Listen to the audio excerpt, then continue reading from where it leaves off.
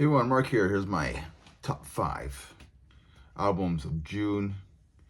And yeah, let's get this going right away. It's Canada Day here. So happy Canada Day to all the Canadians out there. So yeah, so here's my top 5 albums of June. And first album I got here, number 5, is Herzaga, Evil Awaits for its Messiah. This was released on June 20th. This is a Polish thrash metal band. I mean, if you love that German Teutonic thrash, like, here you go. Nothing more, nothing less. It's just like kick-ass thrash metal album, meat and potatoes. Here you go. This is Herzaga, Evil Awaits for its Messiah. Number 4, I have Inhuman Condition, Mind Trap. This was released on June 27th. This is the band's 3rd full-length album.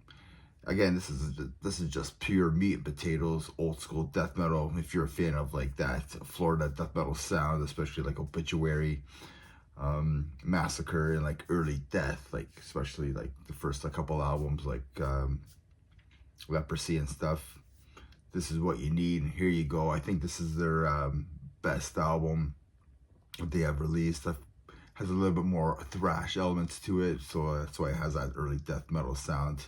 I don't know, I love it. This is their best album. So if you really love that old school death metal sound, here you go. Number 3, I have Sodom's new album. This is The Arsonist. This is released on June 27th on Steam Hammer. This is the band's like 17th studio album. I mean, these guys know how to write a thrash metal album. No surprises here. From what I hear, this could be the band's like last album. They announced like a permanent like hiatus, not doing anything. Either way, this album, it has your thrash. At times, like, it sounds like a Slayer album, like especially like the song like Trigger Discipline. The vocal sounds like Tom Araya at times. There's also groove on here on moments, like on the track Scavenger. It has your punk rock moments, like on AWTF. I don't know what it stands for, but either way, that sounds like a Motorhead track. You know, at times the vocalist sounds like Tom Araya mixed in with Lemmy.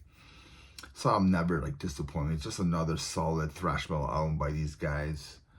Yeah, never disappoint. So yeah, so check out Sodom if you haven't, the new album, The Arsonist.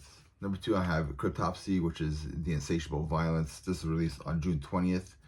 And, you know, these guys are the technical, chaotic death metal, brutal death metal from Montreal, Quebec, releasing their 9th studio album, 4th album with Matt Magachi on vocals, and he sounds vicious as ever on this album.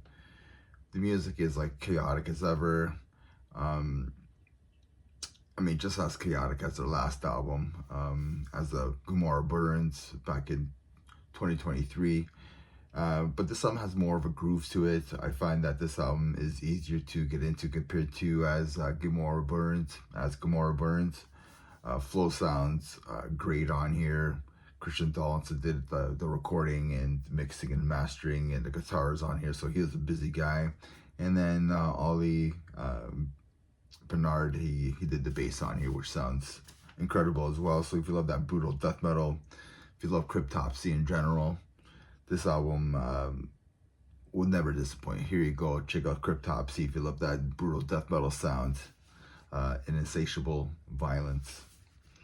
And number 1, I went with Gruesome, Silent Echoes. This is released on June 6th on Relapse Records. Yes, it sounds like that's 1991's masterpiece, Human, and I think that's why I love it. I love death, so it captures that vibe of death from back in the day. You know, I always loved the band Death, and these guys just do an awesome job